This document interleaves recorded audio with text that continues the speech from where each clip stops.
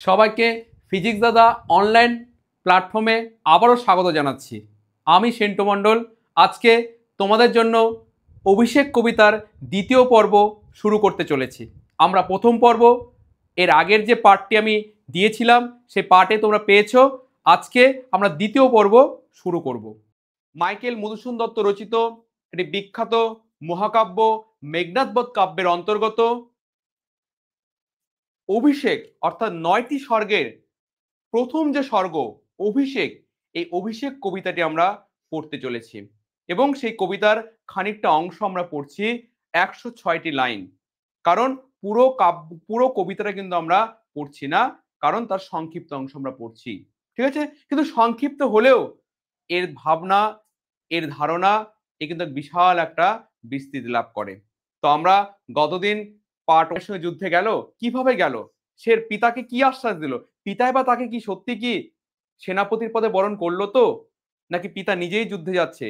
কারণ এই যুদ্ধ তো আর যে সে যুদ্ধ নয়, কারণ এই যুদ্ধ হচ্ছে যার সঙ্গে সে লড়াই করতে যাচ্ছে সেই ব্যক্তি তো আর যে সে ব্যক্তি নয়, সে তো মায়াবী মানব। আমরা প্রথম পর্বেই পেয়েছি যে সীতাপতি মায়াবী মানব। তাহলে এই মায়াবী মানবের সঙ্গে যুদ্ধে কি সত্যিই পিতা তার শেষ সম্বল হিসেবে মেঘনাদকে পাঠাচ্ছে তো? চলো আমরা সেই উত্তরগুলোই খোঁজার চেষ্টা করব আজকের অংশে। আজকে আমরা পড়বো, দেখো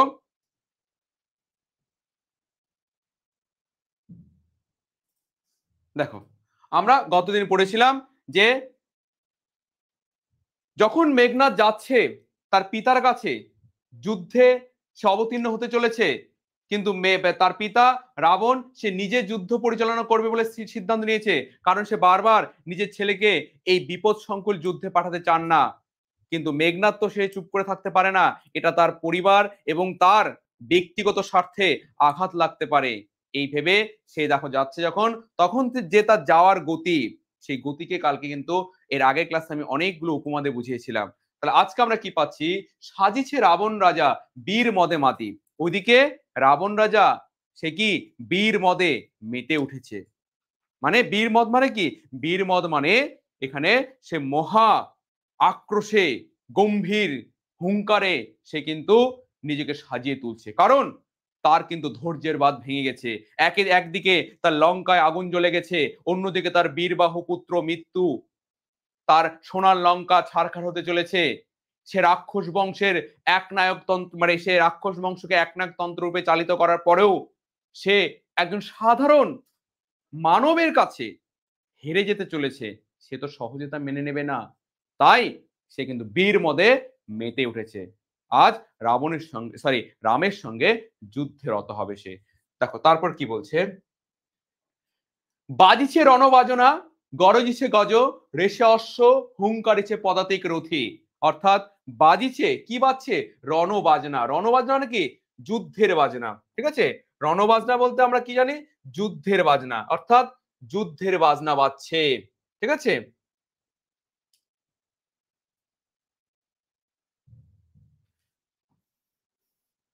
অর্থাৎ এর মানে কি বলবো আমরা, এর মানে হচ্ছে যুদ্ধের বাজনা,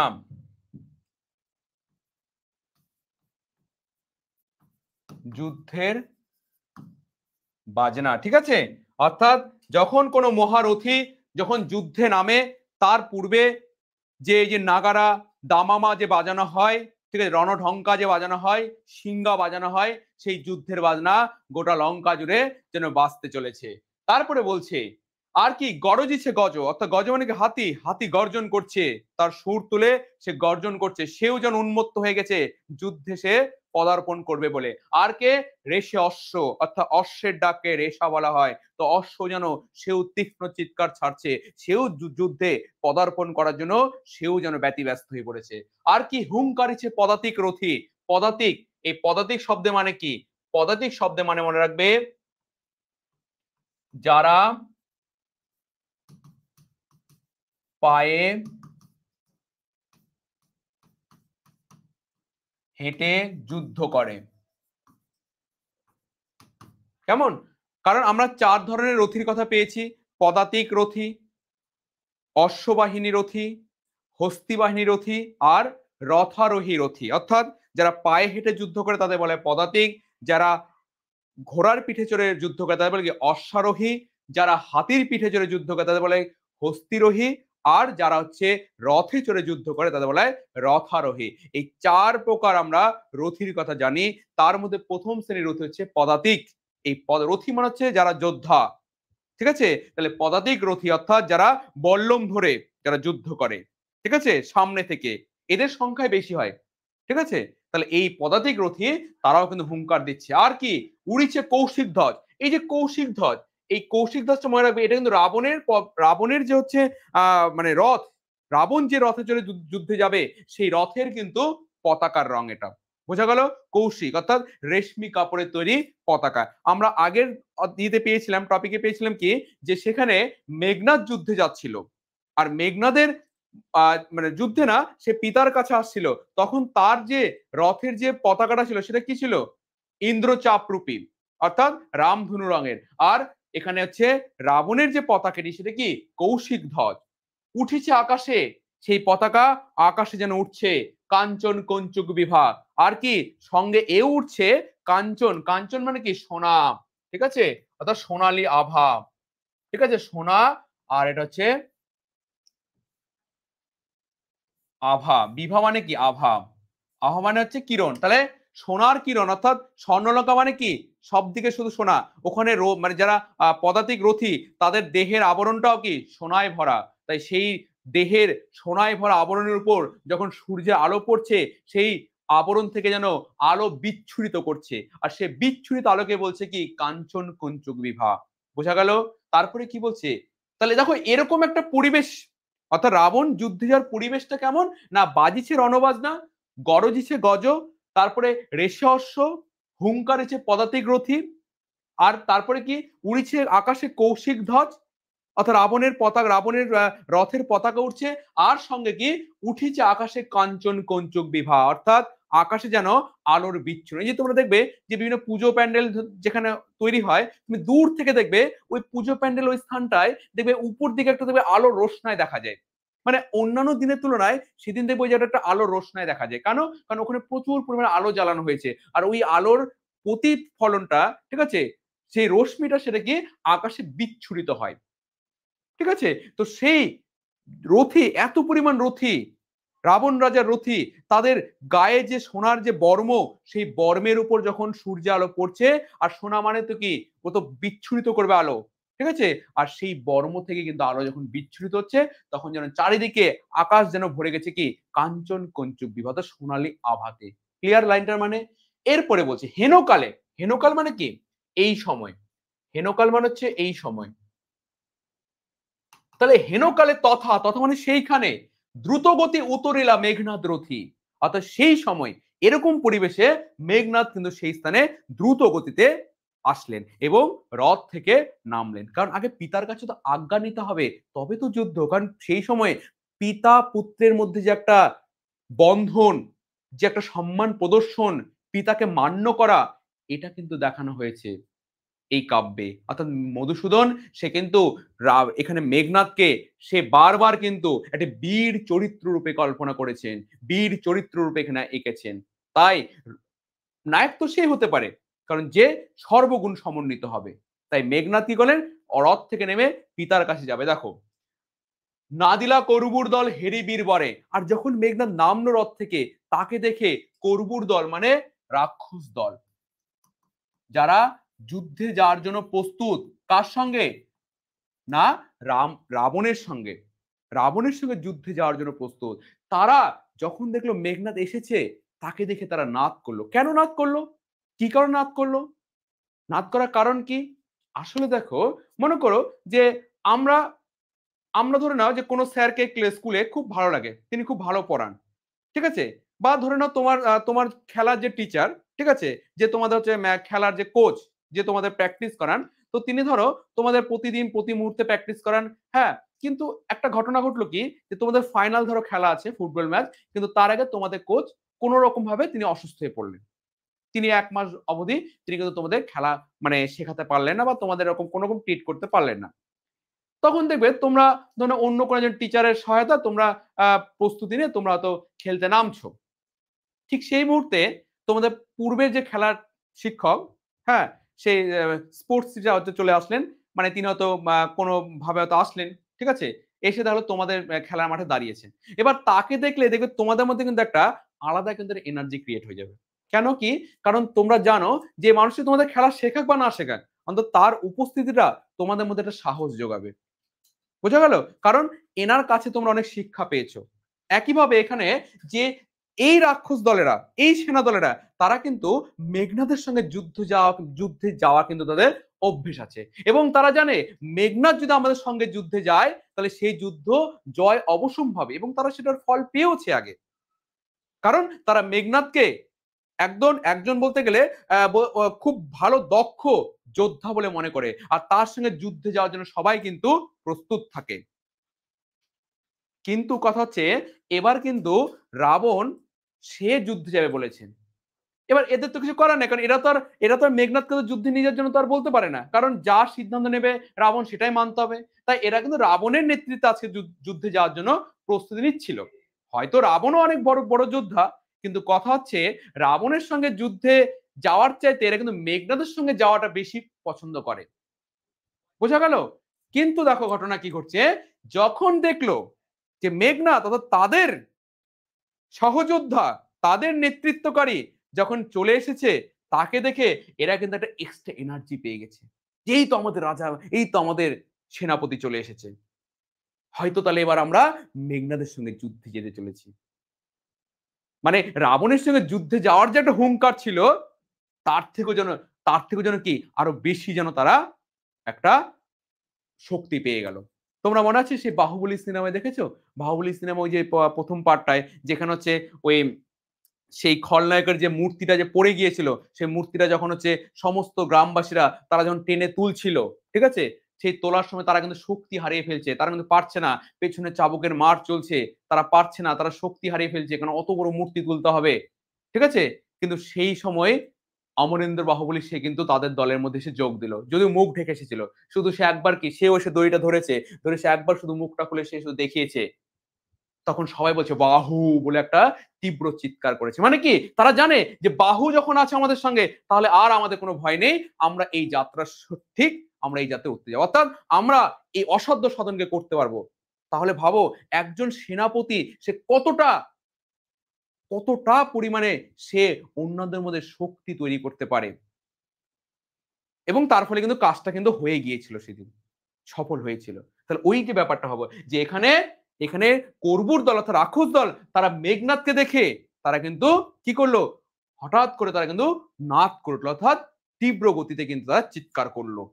দেখো তাহলে কাকে দেখে চিৎকার করলো না, নাদিলা করবুর দল হেরি বীরবর, অর্থাৎ বীরবর বলতে এখানে মেঘনাদের কথা বলা হয়েছে, বীরবর, ঠিক আছে। নাদিলা করবুর দল হেরি বীরবর, হেরি মানে দেখে, মহাগর্বে তারা গর্বের সহকারে নাদ করেছে নমিপুত্র পিতার চরণে। এবার পুত্র কি করলো মেঘনাদ, সে কিন্তু গিয়ে পিতার চরণে প্রণাম করলো, কারণ এটা হচ্ছে সংস্কার। তাই সে প্রথমে গিয়ে আগে পিতার চরণে প্রণাম করলেন। করজোরে কহিলা, অর্থাৎ সে কিন্তু প্রথমে করজোরে কি বললো, হে রক্ষকুল অর্থাৎ হে রাক্ষসকুল পতি, অর্থাৎ রাক্ষসকুলের পতি, হে রক্ষকুল পতি, শুনেছি মরিয়া নাকি বাঁচিয়াছে পুনরাঘব। সে কার কাছে শুনেছে? পূর্বেই বলেছি প্রভাষার কাছে শুনেছে। লক্ষ্মী দেবী ছদ্মবেশে গিয়েছিল, প্রভাষার ছদ্মবেশে গিয়েছিল, সে শুনিয়েছে যে আর কে বা মারতে পারে, মায়াবী মানব সীতাপতি সেই তোমার ভাইকে মেরেছে। তাই বলছে যে কি হলো পিতা, আমি শুনলাম যে সীতাপতি অর্থাৎ রাঘব সে নাকি আমার ভাই বীরবাহুকে মেরেছে। এ মায়াপি তো বুঝিতে না পারি। বলছে পিতা এ মায়া তো বুঝতে পারছি না, এ কেমন মায়া, যে ব্যক্তিকে, যে নররূপী ব্যক্তিকে আমি মেরেছি, যাকে মারার পর বিজয় উল্লাসে আমি প্রমোদ কাননে গিয়েছিলাম, সেই ব্যক্তি কি করে বাঁচতে পারে? এটা তো আগে কখনো ঘটেনি। আমাদের আমাদের হাতে যার বধ হয়েছে তার তো পুনর্জীবন কখনো আর ঘটেনি, তাহলে এটা কি করে হলো? তাই বলছে যে এ মায়াপি তো বুঝিতে না পারে। বলছে মায়া পিতা আমি তো বুঝতে পারছি না, কিন্তু অনুমতি দেহ। সঙ্গে সঙ্গে স্ট্রেট ফরওয়ার্ড কথা বলছে, কিন্তু অনুমতি দেহ। বলছে আর একবার অনুমতি দাও পিতা, সমূলে নির্মল, অর্থাৎ সমূল মানে কি, মূল সমেত, একদম গোড়া সমেত। বলছে এবার এতদিন হয়তো তাকে ওপর মেরেছি, তো এবার হয়তো তাকে গোড়া সমেত তাকে বলছে যে সমূলে নির্মূল করিব পামরে আজি। পামর মানে শত্রু, ঠিক আছে? তাহলে এবার কি করবে, সে সমূলে অর্থাৎ মূল সমেত সে পামর অর্থাৎ শত্রুকে নির্মূল করে দেবে, কিন্তু অনুমতি চায় তোমার কাছে। ঘোর সরানলে করি ভস্য, বায়ু অস্ত্র উড়াইব তারে, নতুবা বাঁধিয়া আনি দিব রাজপদে। কি কিভাবে মারতে পারে বলছে, ঘোর সরানল, সরানল মানে কি, স্বরযুক্ত অনল, শব্দটাকে সন্ধি বিচ্ছেদ করলে হয় স্বর যোগ অনল, ঠিক আছে? স্বর মানে কি তীর, আর অনল মানে কি আগুন, অর্থাৎ অগ্নিযুক্ত তীর। হচ্ছে ঘোর সরানল অর্থাৎ অগ্নিযুক্ত তীর দিয়ে তাকে ভস্ম করে দেব। না হলে কি করব, বায়ু অস্ত্র অর্থাৎ বায়ু অস্ত্র ছুড়ে, কারণ তাদের অনেক রকম অস্ত্রবিদ্যা ছিল, তো সেই বায়ু অস্ত্রে তাকে উড়িয়ে দিব। আর না হলে তুমি যদি চাও তাহলে তোমার পায়ে এনে ফেলবো। ওই যে বলছে নতুবা বাঁধিয়ে আনি দিব ওই রাজপদে, অর্থাৎ তোমার ওই রাজপদে আমি ওই পামরকে অর্থাৎ রাঘবকে আমি এখানে এনে ফেলবো, কিন্তু অনুমতি দাও একবার পিতা। বোঝা গেল? তারপর দেখো কি বলছে, আলিঙ্গি কুমারে। এবার এই কথা শুনে রাবণ প্রথমে কি করলো, তার ছেলেকে আলিঙ্গন করলো। কারণ দেখো, এই আলিঙ্গন করার দুটো কারণ। এক, তার পুত্রের এই যে রাজ্যের প্রতি, পিতার প্রতি এই যে দায়বদ্ধতা, ঠিক আছে, রাজ্যের প্রতি পিতার প্রতি দায়বদ্ধতা, তার যে একটি সুন্দর মানসিকতা, এর জন্যে যে পিতা পিতা মানে পুত্র উপযুক্ত থাকলে পিতাকে কখনো কোনো যুদ্ধে যেতে হয় না, সে তার পুত্র খুব ভালো জানে। তাই সে কিন্তু বাবার এই অসহায়ের কথা শুনে সে দৌড়ে চলে এসেছে। তাই সে যথার্থ পুত্রের কর্তব্য পালন করেছে, এই একটা গুণ। আর দ্বিতীয়ত কারণ হচ্ছে, তাকে জড়িয়ে ধরার কারণ হচ্ছে যে তিনি তো এক পুত্রকে হারিয়েছেন, তাহলে এই একমাত্র তার পুত্র, এই পুত্র যদি হারিয়ে যায় তাহলে হয়তো তিনি হয়তো আর মানে তিনি হয়তো অনেকটা ভেঙে পড়বেন। তাই এই সন্তানকে যেন আগলিয়ে রাখতে চাইছেন বুকে, যে জন্য এই সন্তানকে ছেড়ে দেবেন না তিনি। এই দুই কারণে রাবণ কিন্তু তার এই পুত্রকে আলিঙ্গন করেছে। করে কি বলছে দেখো, চুম্বি শির অর্থাৎ চুম্বি মানে কি চুম্বন করা, অর্থাৎ চুম্বন করেছে কোথায়, শির মানে মাথাতে, মাথায় চুম্বন করে মৃদু স্বরে মানে হালকা করে আস্তে করে বলল, তবে স্বর্ণ লঙ্কাপতি, অর্থাৎ সে মৃদু স্বরে উত্তর করিলা তবে স্বর্ণ লঙ্কাপতি। অর্থাৎ স্বর্ণ লঙ্কাপতি কে, স্বর্ণ লঙ্কাপতি হচ্ছে রাবণ, ঠিক আছে? রাবণ সে তার পুত্রের শির চুম্বন করে মৃদু স্বরে উত্তর করলো। কি উত্তর করলো, রাক্ষস কুল শেখর তুমি বৎস, তুমি রাক্ষস কুল ভরসা।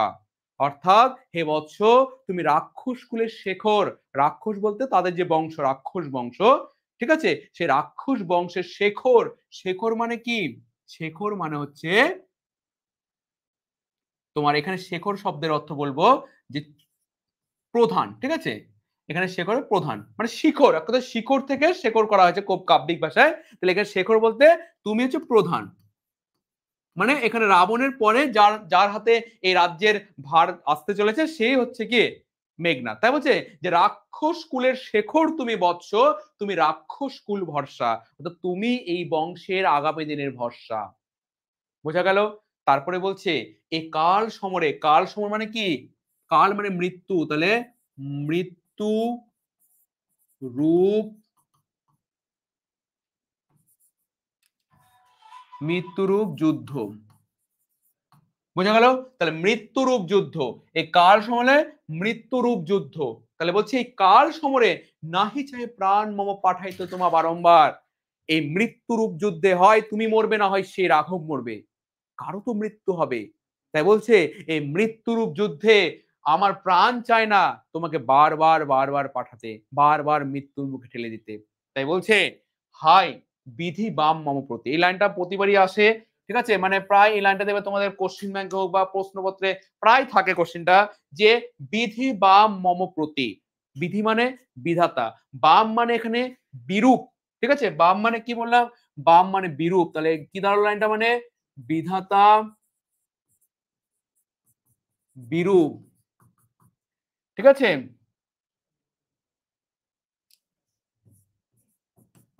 বিধাতা কি বিরূপ, অর্থাৎ বলছে যে বিধি বাম মম প্রতি, অর্থাৎ বিধি আমার প্রতি বিরূপ। কেন বিরূপ বলছেন, তার বিধি কে, তার বিধি হচ্ছে মহাদেব, তিনি শিবের উপাসক ছিলেন রাবণ। তাই বলছে যে হয়তো মহাদেব আমার প্রতি বিরূপ হয়েছেন। কেন? না বলছে কে কবে শুনেছে পুত্র ভাসে শিলা জলে? না হলে বলো তো পুত্র, কেউ কোনদিন শুনেছে শিলা কখনো জলে ভাসে? শিলা বলতে পাথর। পাথর কি কখনো জলে ভাসে? এ কথা কি কেউ কখনো শুনেছে? আজ বিধি আমার প্রতি বাম, মানে আমার প্রতি বিরূপ বলেই হয়তো দেখো আজকে শিলাও জলে ভাসছে। আচ্ছা শিলা জলে ভাসা মানে কি বলছে বলতো? ওই যে রামচন্দ্র যখন সমুদ্র বন্ধন করে যখন লঙ্কা এসেছিল, কিভাবে এসেছিল? নৌকায় জাহাজে করে না, সেই পাথর দিয়ে কিন্তু কি বাঁধ বেঁধে তার উপর দিয়ে হেঁটে এসেছিল। ঠিক আছে? তাহলে এই ভরা সমুদ্রকে বন্ধন করে কি চারটি কথা? কিন্তু হয়তো কোনো অলৌকিক ক্ষমতার বলে রাম কিন্তু সেই পাথর দিয়ে বন্ধন করেছে সমুদ্রকে। বুঝতে পেরেছো? এই কথা অনুসারে আরো একটা মানে লাইন মনে পড়ে গেল যে তিনি বলেছিলেন এক জায়গায় যে মানে সমুদ্রকে ব্যঙ্গ করে বলেছিলেন যে, "কি সুন্দর মালা আজি পড়িয়াছে হে প্রচেত।" অর্থাৎ প্রচেত বলতে সমুদ্র। তিনি সমুদ্রকে ব্যঙ্গ করেছে যে, "সমুদ্র তুমি আজকে খুব খুশি, তাই না? অর্থাৎ রামচন্দ্র তোমার উপরে এই পাথর ফেলে তোমাকে বন্ধন করে দিল। আর তুমি মনে করেছো তোমাকে বোধহয় মালা পরিয়েছে, তাই না? তাই তুমিও সেটা মেনে নিলে।" অর্থাৎ রামচন্দ্র পাথর যে সমুদ্র বন্ধন করেছে, সেই বন্ধনকে তার করার সাধ্য ছিল? কখনো সম্ভব? তাহলে তুমিও হয়তো রামচন্দ্রকে সহায়তা করেছো। তাই নিজের বক্ষের উপরে পাথরগুলোকে ভাসিয়ে রেখেছো। কারণ হাজার, হাজার লক্ষ, লক্ষ কোটি, কোটি পাথর দিলেও সমুদ্র বন্ধন করা সম্ভব নয়। নদী, বাঁধ বন্ধন করা যায়। সমুদ্র বন্ধন সম্ভব নয়। কিন্তু তুমি তাই করেছো আজকে। তাহলে তুমিও আমার প্রতি বিরূপ। তাই বলছে ব্যঙ্গ করে যে, "এ কি সুন্দর মালা আজি পরিয়াছ হে প্রচেত।" তাই না? তুমি আজকে সুন্দর মালা পড়েছো। খুব খুশি তুমি। কিন্তু আমার স্বর্ণলঙ্কা ধ্বংস হয়ে গেল এদিকে। তাই বলছে যে, "কে কবে শুনেছে পুত্র শিলা ভাসে জলে?" আর কি বলছে দেখো পরে? "কে কবে শুনেছে লোক মরি পুন বাঁচে?" তিনি আরো একটা উপমা দিয়েছে। যে যেমন কেউ কোনদিন শোনেনি যে শিলা জলের উপর ভাসে, তেমনি এটাও কেউ কোনদিন শোনেনি যে কোন লোক মরে গিয়েও পুনর্বার জীবিত হয়ে ওঠে। তাহলে এটা কেন হচ্ছে? নিশ্চয়ই বিধি আমার প্রতি বিরূপ হয়েছেন বলেই হয়তো আমার সঙ্গে এই অনাসৃষ্টি, অনাচার, এই দুর্বিপাক চলছে হয়তো। কারণ বিধাতা আমার প্রতি সদয় থাকলে এটা হয়তো হতে পারত না। দেখো সে মরে গিয়েও জীবিত হয়ে আমার পুত্রকে মেরে দিল। কিন্তু তার তো কিছু হলো না। তাই আমার বারবার তোমাকে এই মৃত্যু যুদ্ধে পাঠাতে ইচ্ছে হয় না। কারণ এবার হয়তো তোমার যদি মৃত্যু হয়, তাহলে আমি আবার তো আমার এক সন্তানকে হারাবো। তাহলে এই রাজ্যের কি হবে? এই লঙ্কা, স্বর্ণলঙ্কার কি গতি হবে? তাই বলছে যে তোমাকে বারবার এই কাল সমরে পাঠাইতে ইচ্ছে হয় না। ঠিক আছে? এরপরে দেখো বলছে, এই কথা শোনার পর মেঘনাদ কি উত্তর দিচ্ছে? বলছে, "উত্তরিলা বীর দর্পে অসুরারি রিপু।" এই যে কথা দেখো, অসুর শব্দটা যে বিশ্লেষণ করে কি দাঁড়াচ্ছে দেখো। শব্দটার বিশ্লেষণ করলে দাঁড়াচ্ছে অসুর, অসুর প্লাস অরি প্লাস রিপু। এই মিলে হয়েছে অসুরারি রিপু। এখানে অসুর বলতে কে? অসুর বলতে হচ্ছে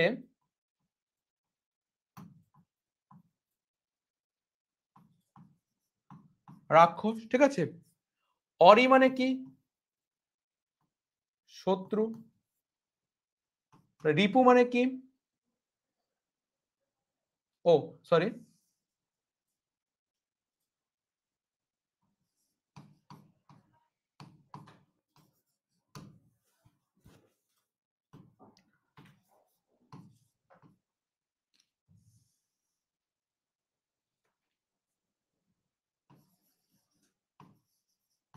হ্যাঁ, শত্রু প্লাস অরি মানে শত্রু।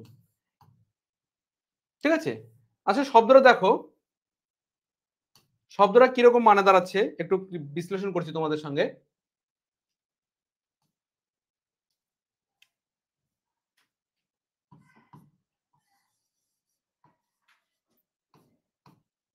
ঠিক আছে? দেখো। এখানে দেখো বলছে যে আমরা ১ম এ জেনেছিলাম যে রাক্ষস বংশ অর্থাৎ যে হচ্ছে আমাদের আ এই যে আমাদের হচ্ছে মেঘনাদ, ঠিক আছে? সে কি করেছিল? সে কিন্তু হচ্ছে তোমার কাকে ধরে এনেছিল? অর্থাৎ ইন্দ্রজিৎকে। অর্থাৎ ইন্দ্রজিৎকে সে কিন্তু একবার কি মানে তাকে যুদ্ধে পরাস্ত করে তাকে ধরে এনেছিল। ঠিক আছে? তো সেই যে অরি অর্থাৎ এখানে অরিন্দম অর্থাৎ এখানে অরিক অর্থাৎ শত্রুকে যে দমন করেছে। ঠিক আছে? মানে এক কথায় বলতে গেলে ইন্দ্রদেবকে জয় করেছে। ঠিক আছে? তো সেই শত্রুর কথা এখানে বলা হয়েছে যে অসুরারি রিপু, অর্থাৎ এখানে এই সমান সমানে যাকে বলা হচ্ছে সে হচ্ছে কি মেঘ না। বোঝা গেল? অসুরদের অরি তার শত্রু। ঠিক আছে? অর্থাৎ এখানে মেঘনাদের কথা কিন্তু এখানে বলা হয়েছে। অসুরারি রিপু। বোঝা গেল? তো সেই মেঘনাদ কি বলছে? যে কি বলছে? কি ছাড়ছে নর তারে ডরাও আপনি। অর্থাৎ শুক্লে জন্ম তার। আমরা রাক্ষস বংশের প্রতিনিধি। আর সে কিন্তু আজ সামান্য মনুষ্যকুলে জন্মেছে। তাই বলছে যে কি ছাড়ছে নর তারও ডরাও আপনি। রাজেন্দ্র অর্থাৎ এখানে রাবণকে বলছে। ঠিক আছে? রাবণকে বলছে যে রাজেন্দ্র, হে পিতা রাজেন্দ্র, আপনি কেন এই সামান্য যে নররূপী মানুষকে আপনি ভয় পাচ্ছেন বলুন তো? থাকিতে দাস, অর্থাৎ আপনার এই দাস থাকতে যদি যাও রণে, যদি রণে যাও তুমি, অর্থাৎ পিতাকে বলছে তুমি যদি রণে যাও তোমার এই দাস যোগ্য পুত্র থাকতে এই কলঙ্কপিত ঘুষিবে জগতে, অর্থাৎ এই কলঙ্ক পিতা আমাদের জগৎ অর্থাৎ আমাদের এই বংশে, এই রাক্ষস বংশ, শ্রেষ্ঠ রাক্ষস বংশ, এই বংশে কিন্তু কলঙ্ক লেগে যাবে। কারণ আমি নাকি ইন্দ্রদেবকে জয় করেছি, স্বর্গের দেবতা ইন্দ্রকে জয় করেছি, আমার নাকি অনেক গৌরব, অনেক বাহুবলের শক্তি, কিন্তু আজ যদি আমি যুদ্ধের ভয়ে যদি ঘরে বসে থাকি আর তোমাকে যদি পাঠাই যুদ্ধে, তাহলে আর কেউ না হোক, হাসিবেন মেঘবাহন, রুষিবেন দেব। দেখো বলেছে যে বলছে এ কলঙ্কপিত ঘুষিবে জগতে, হাসিবেন মেঘবাহন, রুষিবেন দেব অগ্নি, অর্থাৎ অগ্নিদেব ইন্দ্রদেবের সরি মেঘনাদ তার কিন্তু ইষ্ট দেবতা অগ্নিদেব। বোঝা গেল? অগ্নিদেবের পুজো করে তিনি যে যুদ্ধে যান তাহলে সেই যুদ্ধে তিনি অপরাজেয়, এটা তার ব্রহ্মার আশীর্বাদ রয়েছে। এই আশীর্বাদ পেয়েই কিন্তু এই শর্তেই কিন্তু তিনি ইন্দ্রকে ছেড়ে দিয়েছিলেন। ইন্দ্রকে তিনি বলেছিলেন, ব্রহ্মা বলেছিলেন যে তুমি অগ্নিদেবকে পুজো করে তুমি যে যুদ্ধে যাও তাহলে সেই যুদ্ধে তুমি অবশ্যম্ভাবী জয়লাভ করবে এবং তোমার মৃত্যু হবে না, যুদ্ধে থাকাকালীন তোমার কোনো মৃত্যু হবে না। তাহলে যে ইন্দ্রদেব আমার উপরে এতটা কৃপা রয়েছে, যার এতটা বলতে গেলে আশীর্বাদ রয়েছে আমার উপরে, আমার মৃত্যু হবে না, তা সত্ত্বেও যদি আমি ঘরে বসে থাকি আর আপনাকে যে যুদ্ধে পাঠায়, তাহলে অগ্নিদেব কি রসবেন না যে আমার আশীর্বাদ থাকা সত্ত্বেও তুই যুদ্ধে গেলি না, তাহলে আমাকে কি তুই অবহেলা করছিস? আবার ওইদিকে ইন্দ্রদেব সেও তো রাগ করবে, সেও তো আমাদের উপর কি কলঙ্ক দিবে, সেও তো হাসবে যে অনেক তো বাহুবলের শক্তি দেখিয়ে আমাকে ধরে নিয়ে গিয়েছিলি, এবার কোথায় গেল তুই সেই শক্তি? কেনই রামচন্দ্রের মতো সামান্য মানবের সঙ্গে যুদ্ধে এত পিছপা? এই জন্য আমাকে যুদ্ধে যেতে হবে পিতা। দেখো দুইবার আমি হারানো রাঘবে, অর্থাৎ ইতিপূর্বে আমি দুইবার রাঘবকে হারিয়েছি। তারপরে বলছে আর একবার পিতা, অর্থাৎ এইবার শেষ, আর একবার পিতা দেহ আজ্ঞা মোরে, অর্থাৎ আমাকে আজ্ঞা করুন, দেখিব এবার বীর বাঁচে কি ঔষধে, অর্থাৎ দেখি এইবার সেই বীর সে কোন ঔষধে বেঁচে ওঠে, এটা আমি দেখব। বোঝা গেল? এই বলে পিতাকে সে কিন্তু বোঝালো, অর্থাৎ কে? মেঘনাদ পিতার কাছে আজ্ঞা নেওয়ার জন্য। দেখো কহিলা রাক্ষসপতি কুম্ভকর্ণ বলি, অর্থাৎ এই শুনে রাক্ষসপতি, অর্থাৎ এখানে কিন্তু রাবণের কথা বলা হয়েছে। ঠিক আছে? কহিলা রাক্ষসপতি অর্থাৎ রাবণ বলেন কুম্ভকর্ণ বলি, অর্থাৎ কুম্ভকর্ণ কে? কুম্ভকর্ণ হচ্ছে রাবণের ভাই। ঠিক আছে? তার আরেক ভাই বিভীষণ, সে তো রামচন্দ্রের প্রতি তার আনুগত্য প্রকাশ পেয়েছে, তাই তার আরেক ভাই কুম্ভকর্ণ, ঠিক আছে, যে কিন্তু বলি, বলি মানে কি মৃত্যুবরণ করে আছে। কেন মৃত্যুবরণ করলেন? তাহলে এই ইতিহাসটা আমরা একটু জানি, এই কাহিনী একটু জানতে হবে আমাদেরকে। না, কুম্ভকর্ণের কিন্তু একটা অভিশাপ ছিল। সেও ব্রহ্মার কাছে কিন্তু আমৃত্যু বর চেয়েছিল, কিন্তু দেবী সরস্বতী তার কণ্ঠে ধারণ মানে উপস্থিত হওয়ায় সে তার বর প্রাপ্তির কথাটা মুখ থেকে বলতে পারেনি, বরঞ্চ সে অন্য কোনো কথা বলেছিলেন এবং তা শুনেই ব্রহ্মা তাকে কিন্তু মানে আশ্বস্ত করে বলে ঠিক আছে, তোমার 6 মাস তুমি ঘুমিয়ে থাকবে এবং 6 মাস তুমি জ্ঞান অবস্থায় থাকবে। ঠিক আছে? আর এই ঘুমন্ত অবস্থায় তোমাকে যদি কেউ ডেকে নেয় তাহলে কিন্তু তোমার মৃত্যু অবশ্যম্ভাবী। কিন্তু এই রাম রাবণের যুদ্ধের সময় রাবণ সে তার ভাইকে কুম্ভকর্ণকে ঘুমন্ত অবস্থা থেকে জাগিয়ে তুলেছিল। তার জন্যই তার সে অভিশাপ স্বরূপ সে কিন্তু আজকে দেখো সমুদ্র, সিন্ধু মানে সমুদ্র, এখানে সমুদ্রের তীরে তার সে বিশাল দেহ, কারণ কুম্ভকর্ণের দেহ বিশাল, ঠিক আছে, সে বিশাল দেহ নিয়ে সে কিন্তু সমুদ্রের তীরে দেখো আজ পড়ে রয়েছে।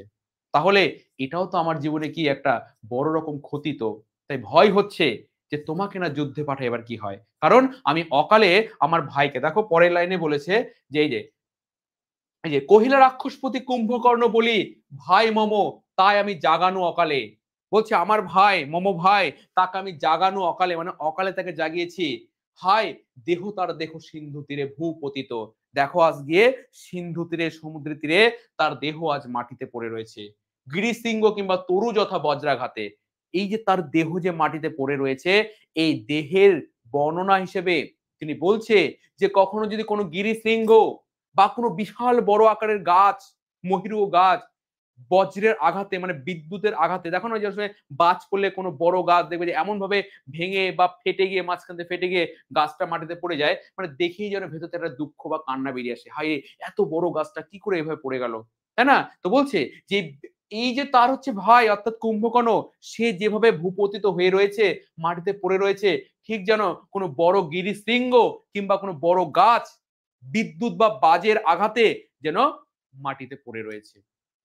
তাহলে দেখো প্রত্যেকটা মানুষের ক্ষেত্রে, কুম্ভকর্ণ থেকে শুরু করে মেঘনাদ থেকে শুরু করে বীরবাহু থেকে শুরু করে, ঠিক আছে, তারপর রাবণ, প্রত্যেকের ক্ষেত্রে কিন্তু মাইকেল কি করেছেন, তাদেরকে একটা উচ্চ গুণান্বিত পর্যায়ে রেখেছেন। এখানে কুম্ভকর্ণের দেখো কত সুন্দর বিশেষণ প্রয়োগ করেছে, কিন্তু এত বিশেষণ প্রয়োগ নাও করতে পারতো, কারণ আমাদের দৃষ্টিতে রামায়ণের মূল কাহিনী অনুসারে আমরা কি জানি যে এরা সবাই শত্রু পক্ষের লোক। রাম, লক্ষণ, সীতা এরা হচ্ছে কি আমাদের কাছে দেবতা স্বরূপ, তাহলে এদের কেন এত গুণ প্রকাশ করেছে এখানে? ওই যে বললাম যে মাইকেল কিন্তু এই কাব্যের মধ্যে তিনি কিন্তু পুরো উলট পুরাণ দেখিয়েছেন। হয়তো আজকের যুগে তিনি বেঁচে থাকলে আজকের আমাদের ধর্মীয় ধ্বজাধারীদের কাছে মাইকেল হয়তো তিরস্কৃত হতেন, যারা যিনি মানে রামায়ণকে এভাবে বিকৃত করেছেন, কিন্তু না, আসলে তিনি তো লিখেছেন সাহিত্যিক ভাবনাতে, এখানে বিন্দু মাত্র ভুল নেই। বোঝা গেল? তাই বলছে কি যে এই যে কুম্ভকর্ণ, তার দেহটাকে সিন্ধু তীরে ঠিক যেন কোনো বড় গাছ বজ্রাঘাতে পড়ে থাকলে যেমন দেখায়, ঠিক তেমনি রূপে পড়ে রয়েছে। আর কি বলছে, তবে তবে যদি একান্ত সমরে ইচ্ছা তব বৎস আগে পুজো ইষ্ট দেবে। এবার তবুও রাবণ বলছে যে ঠিক আছে পুত্র, আমি তোমার কথাও শুনলাম, তাহলে যদি একান্তই তুমি যদি যুদ্ধে যাও, কারণ সত্যি, কারণ তুমি যুদ্ধে না গিয়ে আমি যদি যুদ্ধে যাই তাহলে অবশ্যই আমাদের বংশে একটা কলঙ্ক লেগে যাবে, যেটা আমিও মানতে পারবো না। যে আমার পুত্র তখন জীবিত আছে, আমি তাকে লুকিয়ে ভয়ে লুকিয়ে রাখতে পারি না, কারণ ভয়ে তাকে লুকিয়ে রাখা মানে আমার পুত্রের বাহু শক্তির উপরে আমার নিজেরই বিশ্বাস নেই, এই কথা প্রাধান্য পাবে।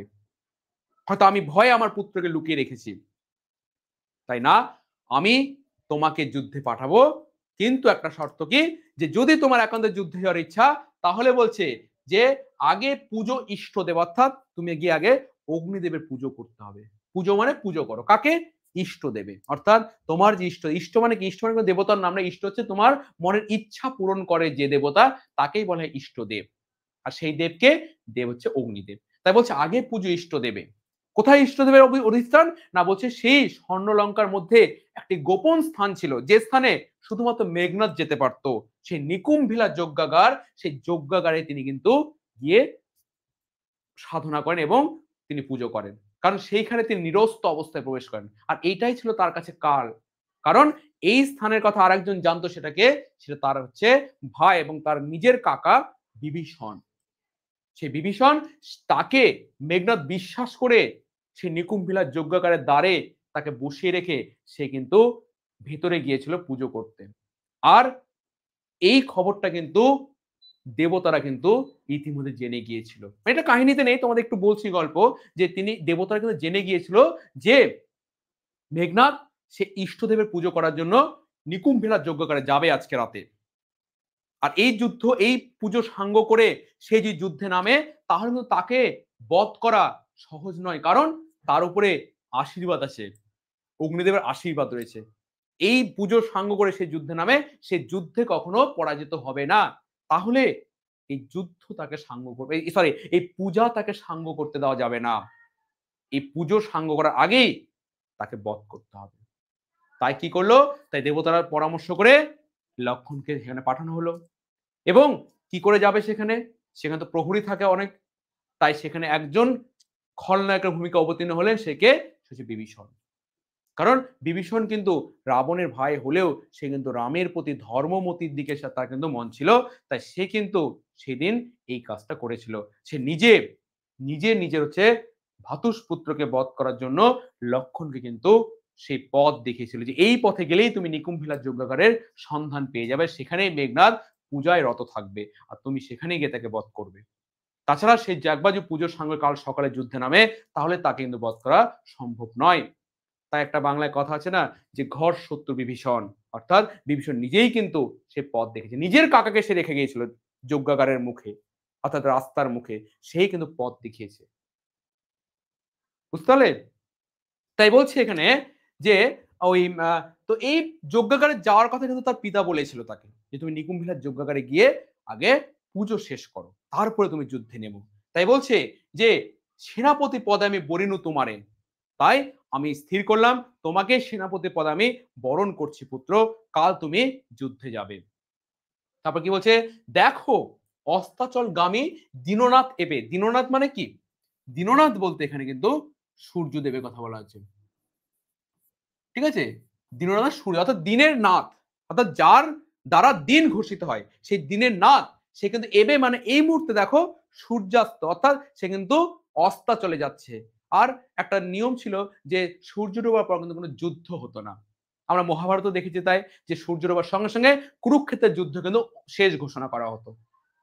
বুঝতে পেরেছো? কারণ একবার যে যুদ্ধ মানে এটা নিয়ম ছিল, কুরুক্ষেত্রের যুদ্ধের প্রাক্কালে নিয়ম করে দেওয়া ছিল যে যদি একবার সূর্য ডুবে যায় তাই যে মুহূর্তে যে যোদ্ধা যে রথী যেখানে থাকুক না কেন সে যদি কাউকে মারতে উদ্যত হয়, যদি একবার সূর্যাস্তে যদি সিংহা বেজে যায়, শঙ্খনাদ হয়ে যায়, শ্রীকৃষ্ণ যদি একবার শঙ্খনাদ করে দেয় তাহলে সেই মুহূর্তে তাকে অস্ত্র ত্যাগ করতে হবে। এটাই যুদ্ধের নিয়ম। তাই সেটা কিন্তু এখানেও বর্তিয়েছে যে সূর্য এখন অস্তাচলে, তাই এই যুদ্ধ এখন নয়, কাল সকালে তুমি যুদ্ধ করো, তুমি আগে ইষ্টদেবের পুজো করো। এতে কহিয়া রাজা, এত কিছু বলে রাজা অর্থাৎ রাবণ যথাবিধি লয়, অর্থাৎ নানান উপাচার নিয়ে, যথাবিধি বলতে নানা উপাচার নিয়ে গঙ্গোদক, উপাচারগুলোর মধ্যে কি ছিল? গঙ্গোদক মানে কি? গঙ্গাযুক্ত উদক, অর্থাৎ গঙ্গার মাটি। ঠিক আছে? গঙ্গার মাটি, ঠিক আছে? অর্থাৎ গঙ্গোদক নিয়ে, ঠিক আছে? গঙ্গার মাটি, হ্যাঁ,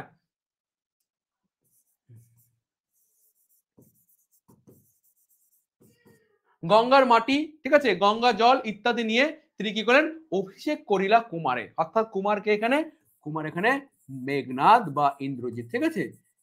অভিষেক করিলা কুমারে, অর্থাৎ তিনি কুমারকে কিন্তু অভিষেক করলো। আর এই যে অভিষেক, কোন কাজ অভিষেক? সে আগামীতে তাদের চিরশত্রু রাঘবের সঙ্গে, রামচন্দ্রের সঙ্গে যুদ্ধে যাবে। তার জন্য একটা বিশেষ, একটি বিশেষ মানে পদে কাউকে যখন বসানো হয় বা মানে কোনো একটা বিশেষ কাজে যখন কাউকে মনোনীত করা হয় তার পূর্বে তাকে একটা অভিষেক করা হয়। যেমন দেখবে আমাদের ভারতবর্ষে যখন কোনো মানে যারা হচ্ছে ভোট নিয়ে যারা নেতা হয় বা যারা হচ্ছে মন্ত্রী হয় তাদেরও দেখবে মন্ত্রীর পদে বসার আগে তাদেরও কিন্তু কি করা হয়? একটা শপথ গ্রহণ পাঠ করানো হয়। তো ঠিক তেমনটাই যে এখানে মেঘনাদকে এই যুদ্ধে তাকে কিন্তু সেনাপতির পদ দেওয়া হয়েছে এবং কে দিয়েছে? তার পিতা তাকে সেনাপতির পদে বসিয়েছে। তাই এই সেনাপতির পদে তাকে অভিষিক্ত করা হলো। তাই হয়তো কবিতার নাম আমরা অভিষেক পেয়েছি। বোঝা গেল? তাহলে আজকে আমাদের কবিতা এখানে শেষ হলো। এবার দেখি তোমাদের আহ কার কিরকম মন্তব্য। হ্যাঁ, হয়তো কোথাও হয়তো ভুল ত্রুটি হয়ে থাকতে পারে। তো আমি চেষ্টা করেছি তোমার যতটা তোমাদের সহজ করে বোঝানোর। এরপরেও যদি তোমরা আরো কোনো অংশ নিয়ে তোমাদের বোঝার আহ অসুবিধা হয় বা কোনো লাইন নিয়ে তোমাদের সমস্যা হয়, কোনো শব্দার্থ নিয়ে যে স্যার এই জায়গাটা যদি আরেকটু ব্যাখ্যা করে বলতেন, তো আমি তোমাদের সেইটুকু অংশ ক্লিয়ার করে দেব। ঠিক আছে? তাহলে আজকে এইটুকু থাকছে কবিতাটা। এবার তোমাদের একটু সমস্যা বা তোমাদের কথায় আসে। ঠিক আছে?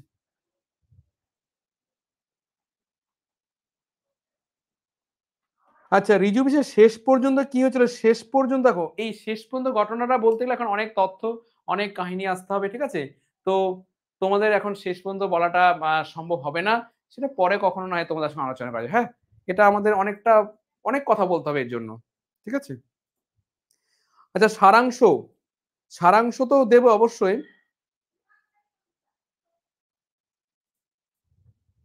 রাম সেতুর কথা এখনো তোমাদের আছে কিনা সেটা আমি নিজেও যাইনি এখন জায়গাটায়। হ্যাঁ, তবে শুনেছি এখনো সেই পাথরগুলো সেখানে পড়ে আছে, এটা মানে জানা যায়। আমি সেখানে এখন আমার যাওয়া হয়নি, ঠিক আছে। যদি কখনো যেতে পারি সেইখানে তো অবশ্যই দেখার চেষ্টা করবো। তবে এখন সেই নেই আর, মানে সেই বন্ধনটা এখন আর নেই। থাকলে তো তাহলে রাস্তায় হয়ে যেত, তাই না?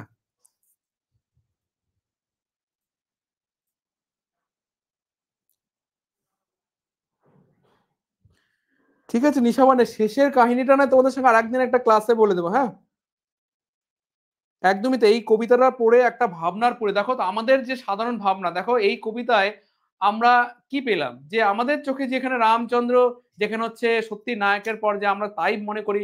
হ্যাঁ, আমরা রামচন্দ্রকে নায়কের পর্যায়ে রেখেছি, আজও রাখি। কিন্তু এটা তো সাহিত্যিক মহাকাব্য না, এটা তো আমাদের হচ্ছে পৌরাণিক মহাকাব্য না, ধর্মীয় মহাকাব্য না। ধর্মীয় দিক থেকে গেলে অবশ্যই রামচন্দ্র আমাদের কাছে নায়ক এবং রাবণ হচ্ছে সে খলনায়ক, এবং আমরা রামকেই পুজো করি। রামচন্দ্র যখন রাবণের সঙ্গে যুদ্ধে গিয়েছিল তার আগে যিনি দেবী দুর্গার যে মানে আশীর্বাদ নেওয়ার জন্য তাকে কি আহ্বান করেছিল, অকাল বোধন করেছিল, তার জন্য আজও আমরা কিন্তু দুর্গাপুজো কিন্তু শরৎকালেই পালন করি। কিন্তু আসলে দুর্গাপুজো কিন্তু বসন্তকালে হয়। কিন্তু আজ আমরা রামচন্দ্রের নির্দেশানুসারে আমরা কিন্তু শরৎকালেই অকাল বোধনই করি। কারণ আমাদের কাছে রাম, আমাদের চোখে রামই হচ্ছে কি নায়ক, দেবতা রূপী। বোঝা গেল? কিন্তু কথা হচ্ছে এই মহাকাব্যে মাইকেল কিন্তু সাহিত্যিক পর্যায়ে দেখিয়েছেন যে রামচন্দ্রকে সত্যি কি আমাদের চোখে নায়ক? তার কি সত্যি কোনো দোষ ছিল না? রাবণের কি সব দোষ ছিল? রাবণ সে তার সামান্য মানব। হ্যাঁ, শুরুটা হয়েছিল এখান থেকে যে তার বোন সেই হচ্ছে তোমার হচ্ছে সেই বনে, ঠিক আছে? যে বনে রাম রাম লক্ষণ সীতা তারা হচ্ছে তোমার আহ বিরাজ করছিল, ঠিক আছে, বনবাসে, ঠিক আছে। তো সেই বনে যখন তারা ছিল, হ্যাঁ, দণ্ডকারণ্যে, তো সেই বনে শূর্পণখা গিয়েছিল। এবং দেখো একটা মেয়ে নারী সত্তা, সে যদি লক্ষণকে দেখে তার যদি মনে প্রেমের উদয় হয় তো সে তাকে বলতেই পারে, প্রেমের জন্য তাকে তাকে আহ্বান করতেই পারে। কারণ প্রেম তো, প্রেম কি শুধু মানুষের হয় নাকি? রাক্ষসদের হয় না প্রেম? রাক্ষসীদের হয় না? আর সেই প্রেমের জন্য তাকে কি তাকে নাক ছেদন করে দেবে? এটা এটা তো ঠিক নয়। তাহলে সূত্রপাত দেখো এখান থেকে শুরু। আর একটা জিনিস খেয়াল করে দেখো তোমরা, যদিও কথাটা মেয়েরা তোমরা গায়ে লাগে না, কিন্তু দেখবে ইতিহাস সাক্ষী আছে পৃথিবীতে যত বড় বড় দুর্ঘটনা ঘটেছে, যত বড় যুদ্ধ ঘটেছে, তার পেছনে নারীদের অবস্থান কিন্তু আছে, যেটা মহাকাব্যগুলো বলে দিয়েছে। ভাবো এই যে রাম রাবণের বিশাল যুদ্ধ, তার পেছনে কিন্তু নারীই দায়ী, সুবর্ণকা। মহাভারতে যে বিশাল যুদ্ধ, যদি দ্রৌপদী সেদিন ভরা রাজসভায় সে যদি প্রতিজ্ঞা না করতো যে এই যে দুঃশাসন আমার চুল খুলে দিয়েছে, এই চুল আমি সেদিন বাঁধবো যেদিন ওই দুঃশাসনের বুকের লহু অর্থাৎ রক্ত দিয়ে আমার চুল ধোয়ানো হবে।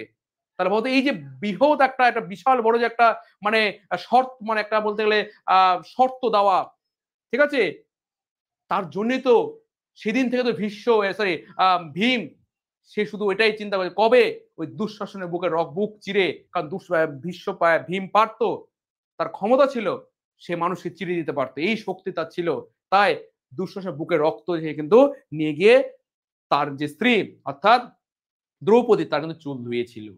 তাহলে এই যে বড় বড় প্রতিজ্ঞাগুলো, এই প্রতিজ্ঞাগুলোর মূলেই তো এত বড় যুদ্ধ ঘটে গেছে, লক্ষ লক্ষ অক্ষয়ণী সৈন্য মারা গেছে। তাই আজও কিন্তু সেই ধারা অব্যাহত রয়েছে। যে কোনো দেখবে বড় কোনো যুদ্ধ, কোনো বড় অশান্তির মূলে দেখবে কোনো না কোনো ক্ষেত্রে নারীর অবশ্যই হাত রয়েছে। যাই হোক, এটা একটা মজার ছলে বললাম, কিন্তু একটু ভেবে দেখো যে সত্যি কিন্তু তাই হয় কিন্তু, ঠিক আছে। তাই নারী হতে সাবধান অবশ্যই।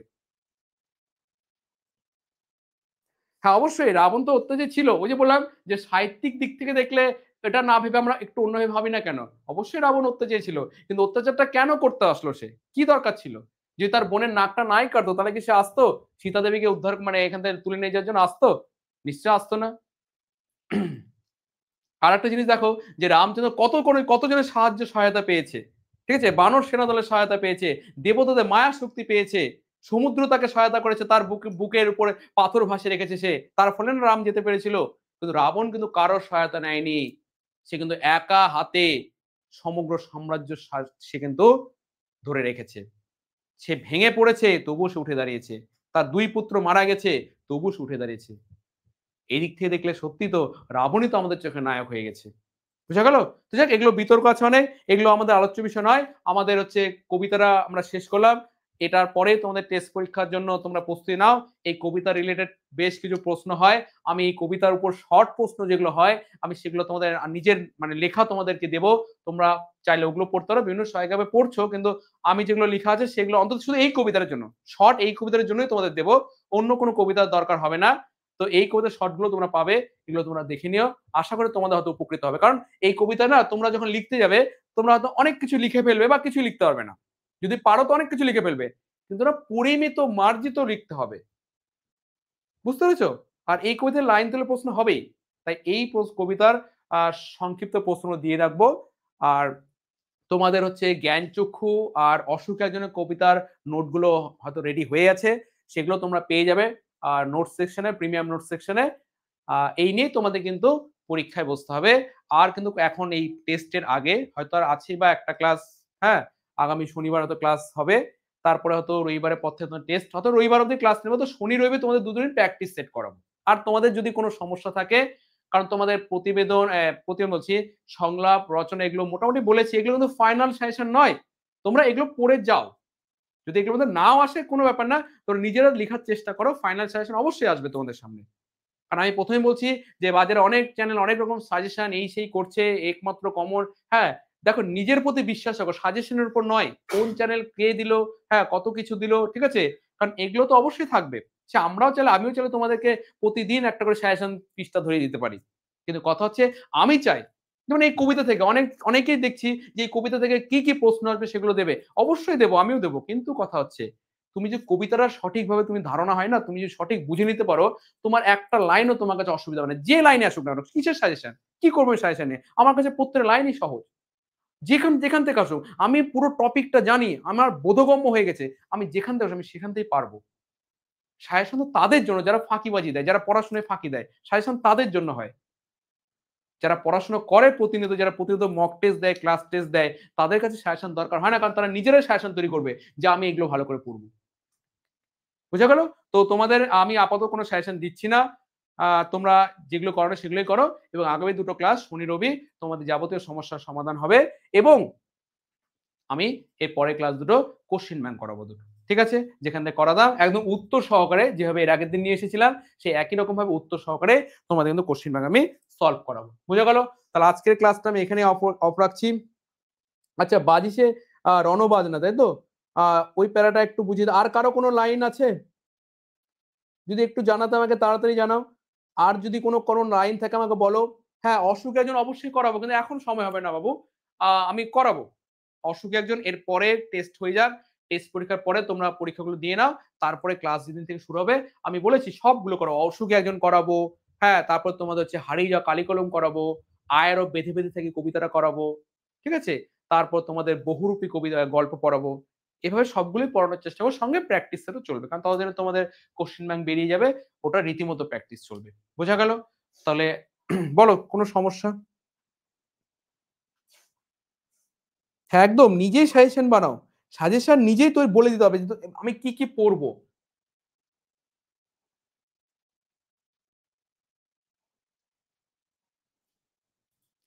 হ্যাঁ ঠিক আছে শাহেদ, হয়তো তুমি টেস্টের পরেই বলেছো, একদম টেস্টের পরে আমি সাজেশন দিয়ে দিবো, ঠিক আছে, ক্লিয়ার আরফিনা?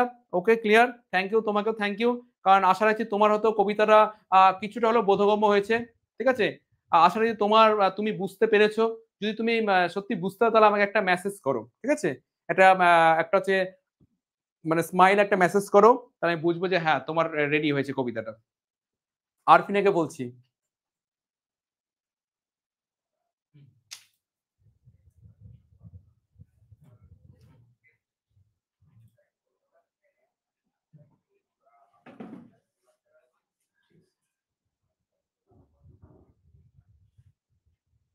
আচ্ছা নাদিলা করবুর দল, ঠিক আছে আসছি বলছি।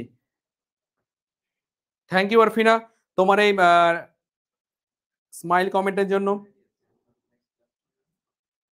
আচ্ছা বাজিসে রণবাজনা আর নাদিলা গরবুর দল, এই দুটো লাইনের তোমাদের ডিমান্ড রয়েছে যে একটু স্যার বুঝিয়ে দিন, আমি আসছি এগুলো বলছি। দেখো তাহলে বলছে প্রথমে আসি,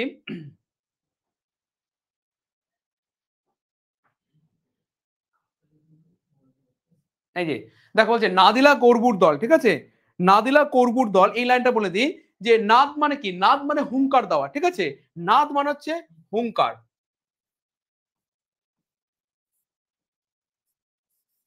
ঠিক আছে, নাদ মানে হচ্ছে হুঙ্কার, তাহলে হুঙ্কার দেওয়া, কে হুঙ্কার দিচ্ছে, করবুর দল, করবুর মানে কি, রাক্ষস দল, ঠিক আছে, করবুর দল মানে হচ্ছে রাক্ষসদেরকে করবুর বলা হয়েছে। তাহলে করবুর দল নাদ করছে, কাকে দেখে নাদ করছে, ওই যে বললাম যে তাদের যে সেনাপতি, তারা যার উপর খুব বিশ্বাস রাখে, ভরসা করে, যার সঙ্গে যুদ্ধে গেলে তাদের জয় অবশ্যম্ভাবী, সেই মেঘনাদ তাদের মাঝে এতক্ষণ ছিল না, তারা রাবণের সঙ্গে যুদ্ধে যাওয়ার জন্য প্রস্তুতি নিচ্ছিল এবং তার জন্য তারা একরকম হুঙ্কার করছিল, কিন্তু সেই হুঙ্কারের মধ্যে কোথাও যেন একটু হলেও দুর্বলতার ভাব ছিল।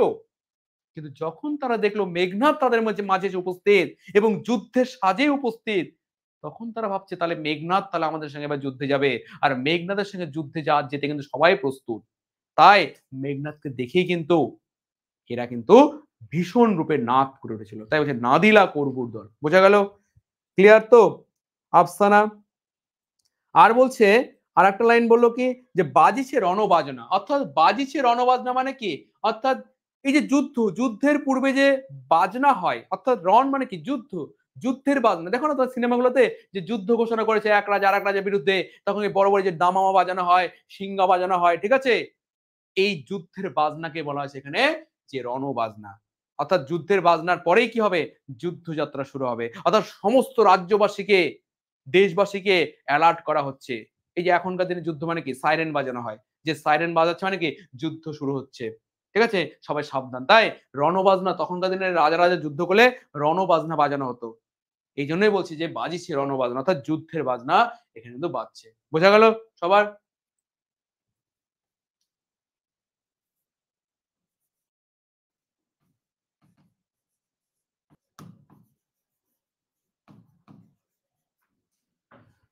ঠিক আছে, গজ মানে কি বলেছিলাম, গজ মানে হচ্ছে হাতি।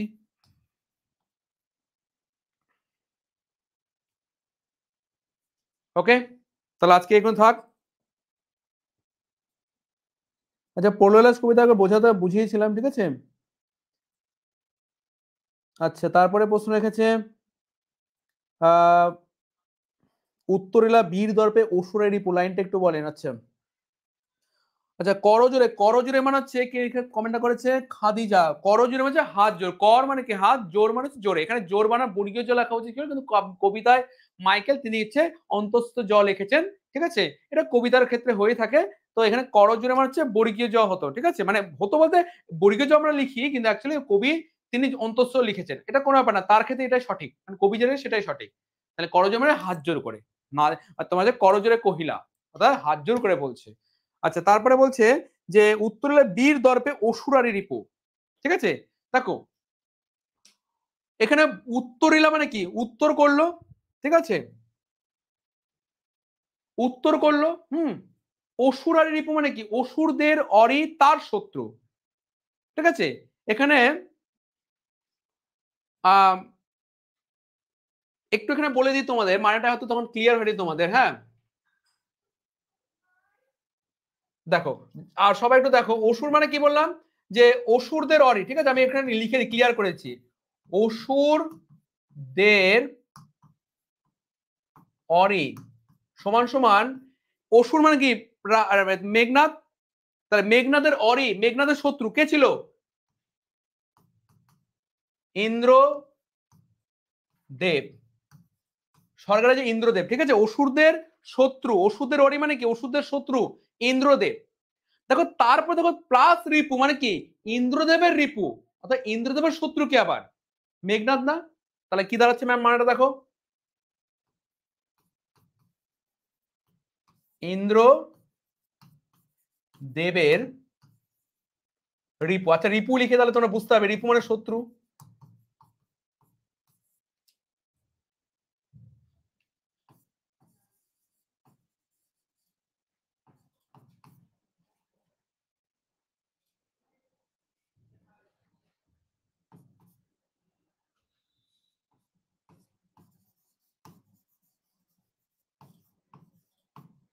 মেঘনাদ, বোঝা গেল? তাহলে অসুরদের অরি, অরি মানে কি শত্রু, এখানেও দেখো বলে দিচ্ছি, একটু তোমাদের ক্লিয়ার করে দিই ব্যাপারটা, এখানে লিখে দিচ্ছি তোমাদের,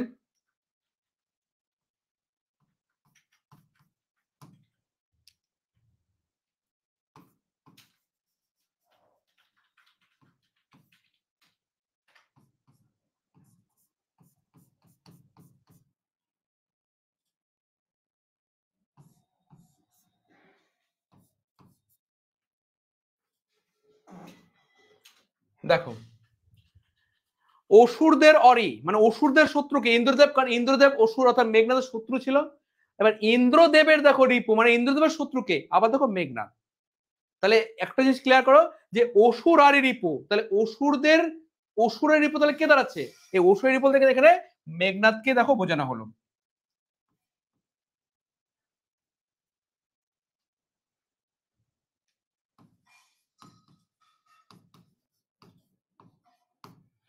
ঠিক আছে, অসুর প্লাস অরি প্লাস রিপথা। অসুরদের অরি মানে কি ইন্দ্রদেব, আর ইন্দ্রদেব অর্থাৎ স্বর্গের দেবরাজ ইন্দ্র, ইন্দ্রদেবের ও রিপু মানে শত্রুকে মেঘনাথ। তাহলে কে উত্তর দিল? মেঘনাথ উত্তর দিল। কি উত্তর দিল? যে কি ছাড় সে নর, কি নর মানে অর্থাৎ সেই রামচন্দ্র মানে তাকে কেন আপনি ভয় পাচ্ছেন?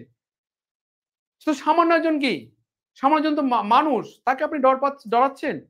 ঠিক আছে, চলো তাহলে আজকে এইটুকুই থাকছে। তাহলে তোমাদেরকে সবাইকে আবার হচ্ছে কি বলবো, কিছু বলার নেই। তোমরা সবাই ভালো থেকো, পড়াশোনা করো।